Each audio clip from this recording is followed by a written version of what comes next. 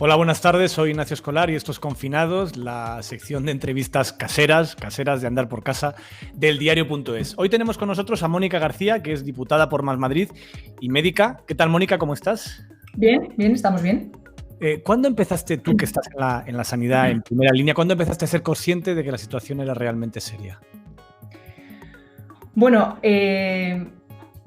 la primera semana de marzo, que el hospital funcionaba normalmente, que la vida funcionaba normalmente, había una sensación, esa sensación de calma antes de la tormenta, que realmente en datos no se podía justificar. No había una gran frecuentación a las urgencias, no había muchísimos ingresos, no había nada, pero había una sensación como de que algo iba a pasar. Pero es verdad que ninguno de los radares era capaz de detectarlo, ¿no? Ya te digo que ni salud pública ni atención primaria. Yo he estado, porque es una de las cosas que más me ha intrigado, ¿no? ¿Qué datos podíamos sacar en ese momento para saber la que nos venía encima? Y no teníamos los radares, lo teníamos estropeados los radares. Esa es una conclusión. Tardamos en darnos cuenta de la gravedad de la situación. ¿Y ahora cómo es la situación actual de los hospitales madrileños? Ahora mismo ha bajado mucho la presión desde los momentos más duros, pero ¿tenéis miedo de que vaya un rebrote, de que vayamos a volver otra vez atrás? O sea, yo creo que ahora la situación, no hay ingresos, no hay pacientes en la UCI. Parece como que la carga viral ha bajado, sigue habiendo infecciones comunitarias, sigue habiendo, por ejemplo, en Madrid hay pues, más o menos entre 700 y 1000 infecciones en la última semana, y sin embargo no son graves, ¿no? No sé si eso tiene que ver con que la carga viral en toda la sociedad es más baja, entonces la gente no se pone tan mala, pero sí que es verdad que estamos un poquito en estrés postraumático en los hospitales, ¿no? Después de lo que hemos vivido, hemos vuelto a la normalidad, entre comillas, y es verdad que casi nadie se cree lo que hemos pasado, ¿no? Ha sido una situación realmente estresante y traumática, sí. ¿Colapsó la sanidad madrileña en los peores días de marzo y abril?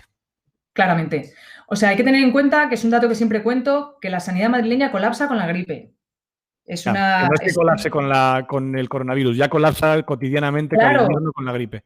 claro, estamos acostumbrados a todos los años con la gripe, se colapsan las urgencias, se colapsan las plantas, y eso que es una epidemia que sabemos que es anual, que sabemos que tiene vacuna, que sabemos cuánto va a durar, y entonces creo que es un dato indicador de cuál es el estado de nuestra sanidad, ¿no? Los hospitales de Madrid todos los años colapsan por la gripe, tenemos que contratar gente rápido por 45 días, obviamente con esta epidemia, que ya no solo es que no nos la esperábamos, sino que no nos esperábamos la curva exponencial y la virulencia con la que vino, ¿no? Ya. Pero en estos momentos, a pesar de lo que pasó y lo que tú dices, Isabel Díaz Ayuso en aquel momento negaba el colapso de los hospitales, sigue negándolo y dice que nunca colapsaron. Y llegó a tachar de bulos las informaciones que estábamos dando los medios de que los centros estabais pidiendo ayuda por la situación en la que se vivía. ¿Cómo se vivía esto desde dentro de los hospitales? Bueno, la verdad es que con suma impotencia y con bastante angustia. Yo creo que el día más angustioso que yo he tenido personalmente, y seguramente muchos de mis compañeros, es cuando dejamos de tener camas de UCI, cuando ya no teníamos camas cuando de ya no UCI. había más plazas disponibles. Claro, eso fue, creo, un día después o un día antes, ya no me acuerdo, del día que dijo la señora Ayuso que lo de que estábamos colapsados era un bulo. Entonces, por mantener ese mito de que tenemos la mejor sanidad del mundo, que lo tenían todo controlado, que no habíamos colapsado, yo creo que se han ido produciendo el resto de errores. No hemos sido capaces de pedir ayuda, no hemos sido capaces de hacer planes de contingencia para pues, todo lo que ha pasado en las residencias de mayores, todo lo que ha pasado con los pacientes que nos hemos dejado fuera de la UCI, solo por mantener el mito de que la sanidad no estaba colapsada. Y ha sido todo muy dramático, pero la parte más angustiosa es dejarnos gente fuera de las UCIs. Eso ha sido realmente angustioso. Tener que elegir quién podía tener una oportunidad de salvarse y quién no, claro. Sí, porque además tenemos un sistema sanitario que, gracias a Dios, es universal, excepto en la parte que hizo el Partido Popular de excluir a los que no tenían los papeles en regla. Y entonces nosotros no excluimos, tratamos a todo el mundo, no hay ninguna discriminación ni por edad, ni por nada económico, y de repente nos vimos en la situación de que por falta de recursos pues no podíamos atender a todos, incluso a los que atendíamos, porque por ejemplo en mi hospital pasamos de tener 30 camas de UBI a tener 90. La calidad de la asistencia que le estábamos dando a los 90 no era la misma, porque no teníamos los profesionales, no teníamos la enfermería preparada, no era la misma. Entonces estábamos haciendo medicina de batalla, de mala calidad, y encima no estábamos llegando al resto, a todo el mundo que hubiéramos querido, ¿no? Dices que una de las razones es que no había, que la sanidad ya colapsa de cotidiano. Claro. ¿Influyen eso los recortes de la sanidad pública de los últimos años? El plan de privatización de hospitales que puso en marcha el Partido Popular en los últimos años, ¿todo eso está influyendo explica por qué colapsó la sanidad madrileña o hubiera colapsado incluso si hubiésemos tenido una sanidad más potente? A ver, obviamente ha influido, no es el único, o sea, no es lo único que ha influido, hubiéramos colapsado, pero hubiéramos tenido más margen de flexibilidad. Somos la segunda comunidad que menos camas tiene de todas las comunidades de la media española. Somos la cuarta que menos profesionales tenemos, porque esto no es un problema de camas, esto es un problema de profesionales. Yeah. Somos la comunidad que menos invierte en atención primaria, somos la segunda que menos invierte en sanidad. Obviamente, todo eso hace que en el lugar del epicentro de la pandemia la podamos afrontar con menos recursos. ¿Que Claro. hubiéramos colapsado? Pues seguramente. También es verdad que hubiéramos colapsado un poquito más tarde y que hubiéramos llegado a más gente. Nunca lo sabremos. Nunca sabremos a cuánta gente más hubiéramos llegado, ni si en ese colapso nos dejábamos a gente fuera o no, nunca lo sabremos, pero obviamente si ahora le preguntas a cualquier persona, oye, ¿cómo prefieres tener una sanidad? ¿Que invierta o que no invierta? ¿Con camas o con profesionales o sin camas y profesionales? Es que la respuesta es obvia, ¿no? Ya. ¿Crees que eso fue una de las razones? Que desde el Partido Popular no querían admitir que estaba fallando lo que estaba fallando porque era reconocer que había un problema con su gestión y que por esa razón no pidieron refuerzos, por ejemplo. ¿Hubiese sido una opción pedir ayuda a otras comunidades autónomas o al ejército? Bueno, recuerdo lo que pasó cuando el consejero de Asuntos Sociales pide ayuda al ejército y luego lo desmienten desde el gobierno de la Comunidad de Madrid diciendo que no hace falta.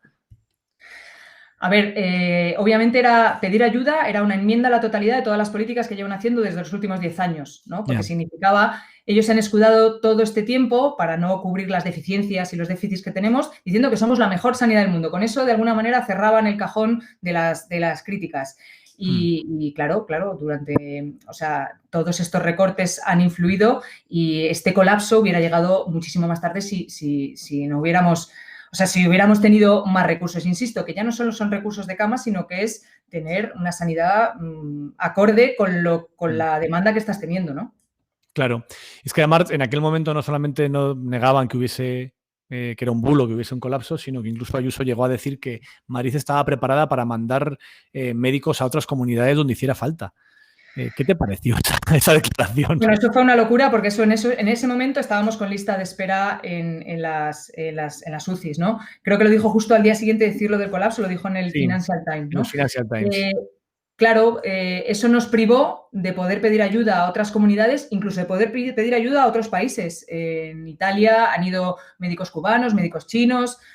Bueno, nos privó de poder decir cuál era la situación real que teníamos en la Comunidad de Madrid, que no dábamos abasto y que no llegábamos porque nos faltaban profesionales. Y ojo, que creo que había voluntad por parte de otros profesionales de venirse. De hecho, se demostró luego con IFEMA. Había voluntad de venirse, pero claro, tienes que atraer a los profesionales bueno, pues con incentivos y dándoles de alguna manera pues algún cobijo, ¿no? Y facilitándoselo. Si eres incapaz de pedir ayuda, pues eres incapaz de dar todo lo demás. ¿Qué opinas de la gestión de IFEMA? ¿Has sido crítica con cómo ha sido parte de esa gestión? Bueno, no solo he sido crítica, sino que además creo que es el modelo de gestión del Partido Popular de los últimos 10 años, que han aprovechado una necesidad para hacer sus propios pelotazos, ¿no? Y para dar contratos millonarios a empresas que han participado en la privatización, que ya participaron en la privatización de la sanidad. IFEMA no hubiera sido necesario, primero, si hubiéramos tenido las camas abiertas que teóricamente deberíamos de tener, que en los últimos 10 años han dilapidado 2.000 camas. Si los hospitales que dependen de fondos buitre, que son los que abrió la señora Esperanza Aguirre, hubieran abierto las camas que habían proyectado para el 2017, que son como unas 300. Y luego, si hubieran dejado a las ONGs, que las ONGs han estado aquí en Madrid, abrir los pabellones que tenían proyectados. Uno de ellos, por ejemplo, en el pabellón de consultas de mi hospital, que tenía proyectado ya 300 camas al lado de un hospital que no necesitabas trasladar ni lavandería ni limpieza, tenías que reforzarlo obviamente, pero estabas al lado de un hospital. Si un paciente se te ponía malo, lo tenías al lado, ¿no? Entonces IFEMA fue su gran momento propagandístico, su gran apuesta propagandística pero que ni en intensidad de los pacientes han llegado a tener 1.100 pacientes el día que más han tenido y no han tenido más de 10 días de 1.000 pacientes, ni en la gravedad de los pacientes, ni en la situación hubiera sido necesario. Si a eso le añadimos los contratos millonarios, pues ya creo que fue una coartada para volver a hacer lo que saben hacer el Partido Popular. Y además lo presentaron como un gran éxito, como el Hospital Milagro, un gran éxito en la gestión, un ejemplo de la buena gestión, cuando lo que igual había ahí en realidad era un hospital donde no iban, por ejemplo, enfermos graves, ¿no? Porque una de las razones que explica por qué ha tenido tan pocos muertos IFEMA es porque allí solo iban los enfermos menos graves. Claro, y además lo que recomendaban las ONGs que han trabajado en esto, que han trabajado en el ébola, que trabajan en el cólera, que trabajan en otros países, lo que recomendaban es que estos pabellones estuvieran muy cerca de un hospital para derivar los pacientes leves. Y eso allí está no hay bien. ningún hospital. Claro, entonces lo que no puedes hacerte es llevártelo ahí, hacerlo una especie de show o de fotocall para pasearte y para hacerte fotos.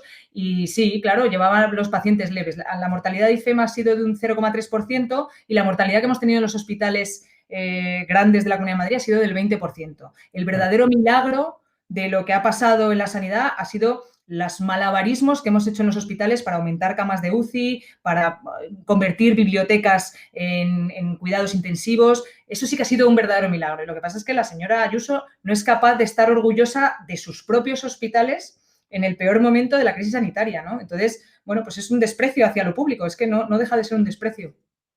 Como médica, ¿qué ha sido para ti lo más duro de esta crisis sanitaria? Lo de los pacientes de la UCI, claramente. Elegir entre quién podía ir y quién no, ¿no? Bueno, el tener una lista de espera y decir, empezamos la guardia, sobre todo una noche que nos fuimos, que teníamos todavía 2 camas más de UCI, teníamos respiradores, teníamos monitores y no teníamos personal, no teníamos enfermería. Entonces, bueno, pues significaba que si cualquier paciente se ponía malo, no le podíamos meter en la UCI. Esto es una cosa que creo que a todos nos ha minado.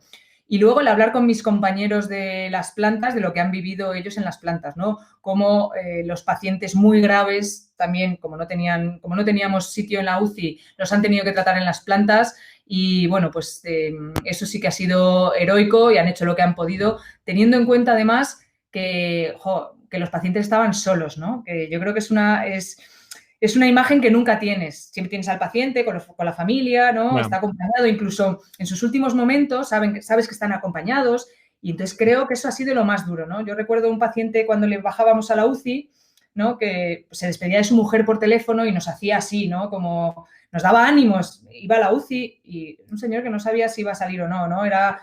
Buah, la parte de la soledad creo que ha hecho mucha mella en nosotros y en las familias. Y como diputada, ¿qué ha sido lo más duro de estos meses? Pues objetivar como la política no da respuesta a la realidad, básicamente. Yo creo que eso, que no se mueve por otros intereses, se ha movido, vamos, no tiene por qué moverse porque esto no ha pasado ni en todos los países ni en todas las comunidades, ¿no?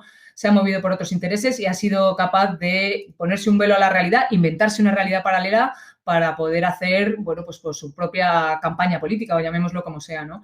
Y ha sido realmente impotente. Y yo tenía relación y comunicación con el consejero y ha sido de una impotencia total.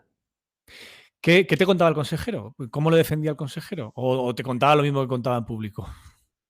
Bueno, sí, más o menos lo mismo que contaba en público y básicamente negaba una realidad, ¿no? Me dicen que las UCIs no están colapsadas, ¿no? Me dicen que sí que hay EPIs, ¿no? Me dicen que... Bueno, yo creo que tenemos además un problema estructural dentro de la Consejería de Sanidad y dentro del Gobierno y es que tenemos unas cadenas de mando que están rotas por el clientelismo. Entonces, creo que hay una manera de gobernar las instituciones en las cuales no cuentas la realidad, sino cuentas lo que quieres que el otro oiga y eso se va trasladando de una cadena de mando a otra y se convierte en un desastre. No hemos tenido una cadena de mando que haya... El propio consejero no era del todo consciente de lo que estaba pasando en los hospitales porque sus propios gerentes de los hospitales no le estaban trasladando toda la realidad. Si no se la trasladaban los gerentes, se la trasladábamos muchos de nosotros. O sea, quiero decir que una cosa es de quién te fías. ¿No? ¿A quién crees? Sí. ¿A quién crees? Yo he intentado trasladarle en todo momento toda la angustia, todas las deficiencias y todas las carencias. Otra cosa es que él, con la estructura que tiene en la propia consejería, también haya sido capaz de hacer, porque yo también soy consciente de que muchos de los Por ejemplo, pusieron de jefe de la COVID a Antonio Burgueño, que es el que privatizó, el que hizo todo el modelo Alcira, Sí. y bueno, viejo amigo de la Sketi. Yo sé que también, bueno, pues que le han estado poniendo ayudantes de alguna manera que no eran los más adecuados. ¿Está preparada la sanidad de Madrid ahora para este pase a la nueva normalidad, para cambiar de fase, para el posible rebrote? Pues insisto, es que no hemos hecho los deberes tenemos que hacer los deberes de 10 años, Ya. que en 15 días eso no se hace. Y luego me da la sensación como de que no hemos terminado de aprender de qué va esto, ¿no? Porque tenemos un déficit de atención primaria, tenemos un déficit de salud pública y tenemos un déficit ahora de vigilancia epidemiológica. Y ninguno de esos tres campos somos capaces de cubrirlos, cosa que no puedo entender porque tenemos el dinero. Tenemos dinero, ahora no hay un límite presupuestario, ¿no? Igual que no ha habido un límite presupuestario para gastarse dinero en IFEMA, no entiendo por qué ahora para los profesionales pues somos más cautos, ¿no? Necesitamos mucha gente para que esto funcione bien y para que sea una máquina engrasada en la cual cada caso que surja podamos rastrear a los contactos, podamos vigilar, confinar determinadas poblaciones, determinados sitios, y eso no lo estamos haciendo. Estamos confiando un poco otra vez vamos a tocar madera, que esto ya que ha bajado la virulencia, pero yo no acabo de entender cómo no somos capaces de dar un golpe en la mesa y decir atención primaria, salud pública y vigilancia epidemiológica son ahora mismo unas prioridades. Ya. Porque hemos vivido un dramón, no lo puedo entender. Parece ser que hay otras prioridades en la comunidad, como por ejemplo construir más, hacer otro hospital, en fin, esta serie de cosas que no salen de la rueda en la que llevan metidos 10 años. Sí, porque Madrid es de los pocos sitios donde ha aumentado el número de hospitales y ha disminuido el número de plazas hospitalarias, que es una cosa bastante difícil de entender.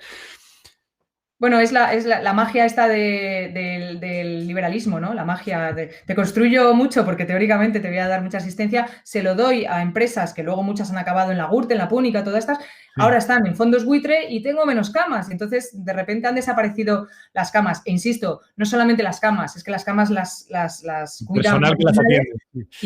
y has dilapidado. Mira, el otro día me enseñaban un contrato de atención primaria de los residentes que acaban de terminar, ¿no? Que además han estado trabajando en toda la epidemia, y me enseñaban un contrato que básicamente les amenazaban con que o cogían un contrato basura o no trabajaban en Madrid. Esa es la situación. Así es como tratamos a nuestros profesionales, que ahora mismo son el pilar de que podamos llegar pronto a un rebrote.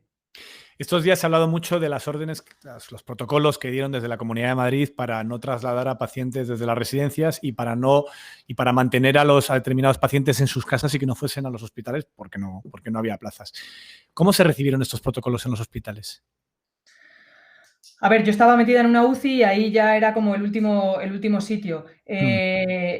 Luego lo hemos ido conociendo, ¿no? Claro. Hemos ido conociendo los protocolos y son de un esperpento, tanto en el fondo como en la forma, ¿no? Tanto lo que dicen como la forma en la que nos hemos ido enterando de que existían. Claro, aquí ha habido una discriminación por edad, Sí. por el lugar de residencia, y luego nos hemos enterado también que el que tenía seguro privado, ese no era Por la discriminado, renta, ¿no? y había otra discriminación. Claro, el nivel de dependencia no ha influido, pero el nivel de dinero sí que ha influido, ¿no? Y ya no es solo que no trasladaran a los residentes o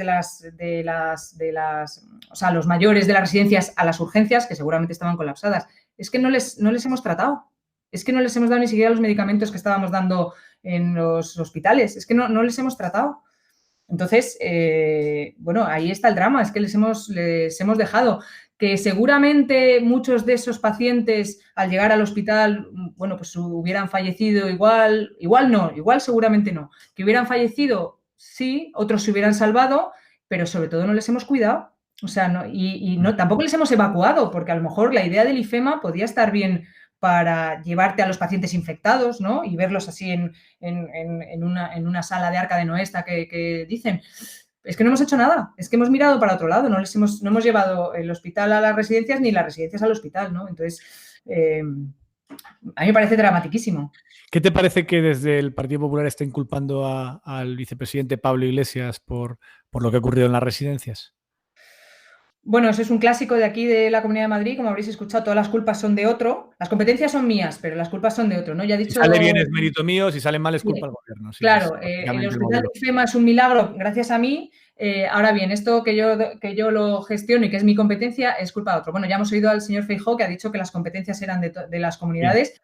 Tampoco hacía falta escuchar al señor Feijóo, hacía falta leerse el BOE y ver que las competencias eran de las comunidades. El gobierno tenía la tutela o podía haber tutelado o podía haber intervenido, pero realmente la responsabilidad era de la comunidad. Y sobre todo porque la comunidad, yo que llevo ya tiempo en la asamblea, lleva muchos años defendiendo su modelo de residencias. O sea, que no sé si recordáis una vez que vinieron los familiares que llevaban denunciando años el trato a sus familiares y el que entonces era el consejero de Políticas Sociales les dijo, ladran, luego cabalgamos. Entonces ellos han defendido ese modelo privatizador, ese modelo que también está en fondos buitre, ese modelo en el cual hemos vendido los cuidados de nuestros mayores al mercado. Lo hemos vendido al mercado de low cost. Ya les habíamos abandonado antes de a esta epidemia, ¿no? Entonces, bueno, ellos han estado orgullosos de este modelo y ahora se han dado cuenta de que no, obviamente, porque salía hoy las actas, ¿no?, de la policía y que decían que había muchas residencias que ni siquiera habían separado los sanos de los enfermos. Uno de nuestros socios, que firma como No Control, te pregunta por cómo ves la oposición en Madrid. ¿Has echado de menos, pregunta este socio, el empuje de Gabilondo y el PSOE en la labor de oposición? ¿Crees necesario que se plantee una moción de censura a Ayuso una vez finalizada la emergencia? A ver, yo creo que tanto el Partido Socialista como Podemos han llevado la mochila de estar también en el gobierno central y seguramente hayan llevado un poco esa política de no confrontación, ¿no? Pero ha llegado un momento en el que el gobierno de Ayuso ha sido un esperpento. Ya no era una cuestión de confrontación, era una cuestión también de dignidad. A mí, desde Más Madrid, nos encantaría, vamos a poner todo nuestro esfuerzo en que la señora Ayuso no esté ni un minuto más en la Puerta del Sol. Creemos que no solamente por la gestión de esta epidemia, sino en general por a lo que nos aboca, ¿no?, a las políticas públicas de la señora Ayuso, pero no está en nuestras manos. Vamos a poner todo lo que haga falta para que cambie el gobierno, pero no está en nuestra mano. ¿Y crees que quien tiene esa posibilidad, que es Ciudadanos, que es un poco el partido que tiene la capacidad de decidir si Ayuso sigue o no sigue gobernando, puede tomar alguna decisión? Se ha especulado mucho con esa posibilidad. Pues no salimos de las especulaciones, la verdad, porque, claro, la pelota está, insisto, íntegramente en su tejado y ellos tienen que decidir si quieren seguir, se lo llevamos diciendo mucho tiempo, ¿no? Si quieren seguir gobernando, si quieren mantener los gobiernos de la Púnica, todos los gobiernos que han descapitalizado nuestro sistema público, que lo dice la Cámara de Cuentas, y si quieren seguir manteniendo ese modelo, o porque ideológicamente es lo que a ellos les conecta, o si realmente quieren regenerar algo la Comunidad de Madrid, que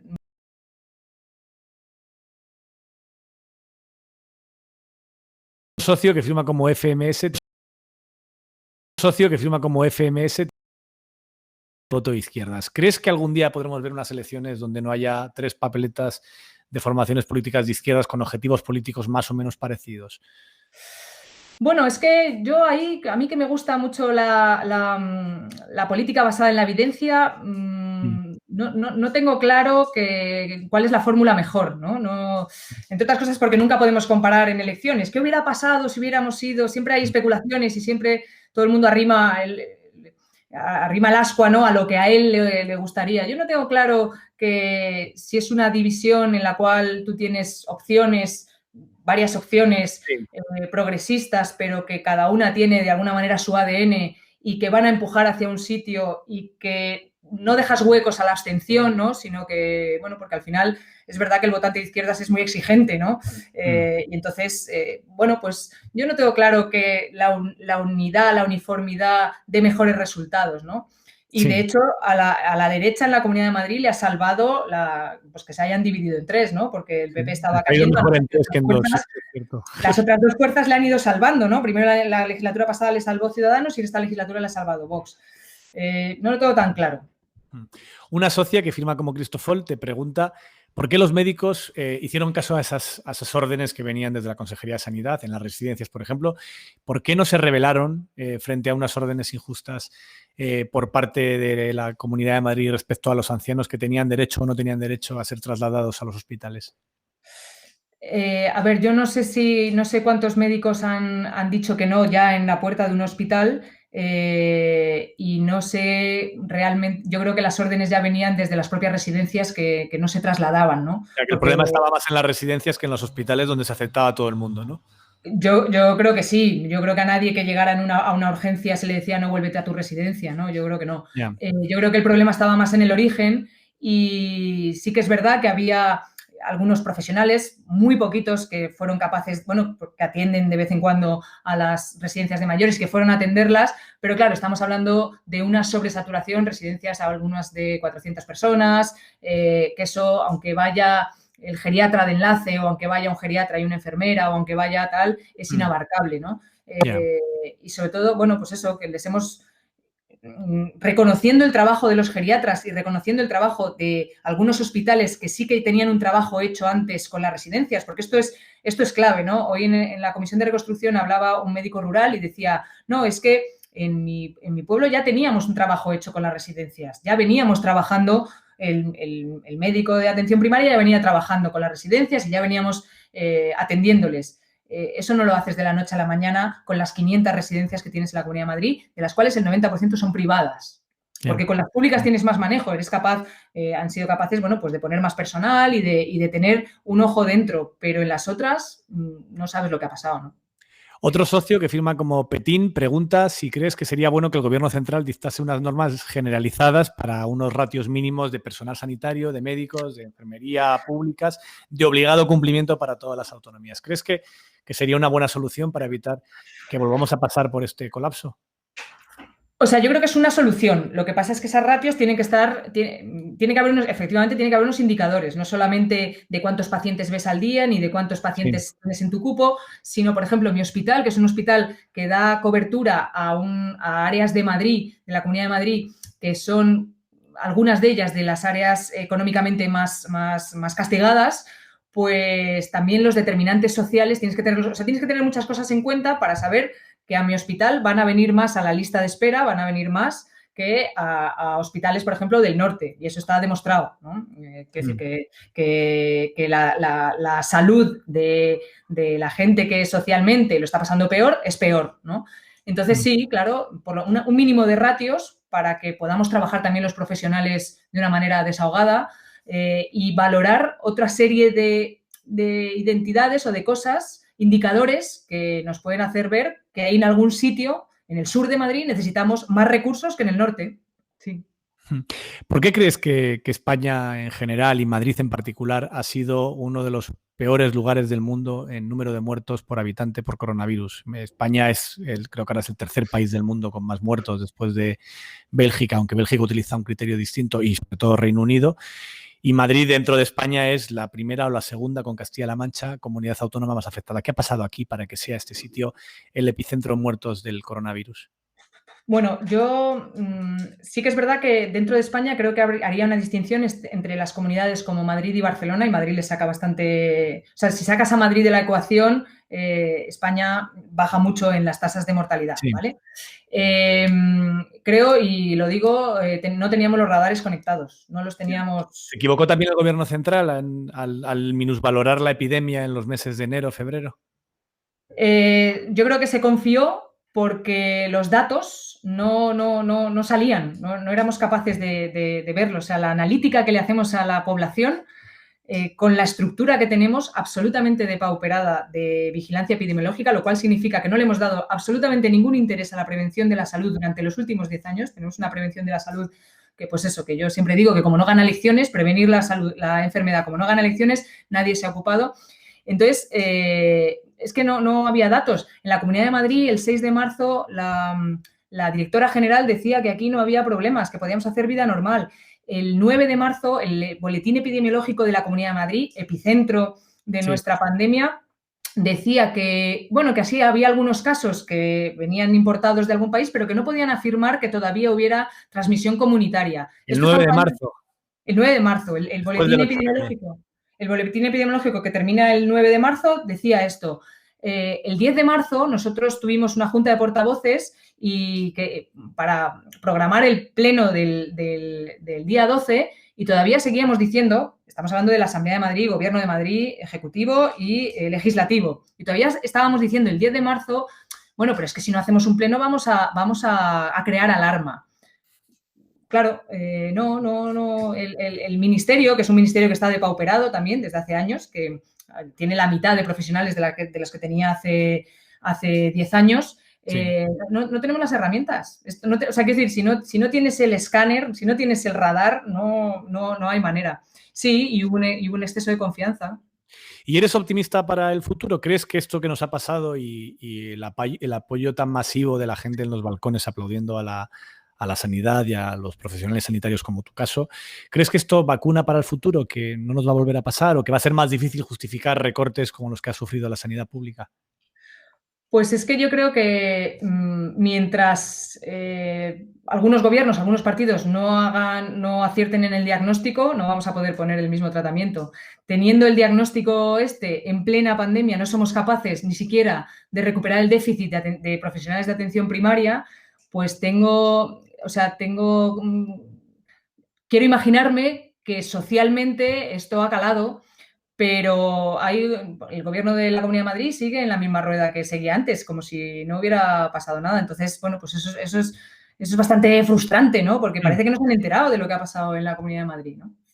Pues ojalá que tomen nota la Comunidad de Madrid y todos los gobiernos de la importancia de una sanidad pública para todos. Muchísimas gracias, Mónica. Terminamos ya por hoy la entrevista. Gracias a los socios y socias del diario.es que permitís que este periódico y estas entrevistas sean posibles. Mañana seguimos, de nuevo a las 6:30, estaremos con el presidente de Canarias, Ángel Víctor Torres. Gracias, Mónica. Gracias a todos. Gracias a vosotros. Chao. Chao.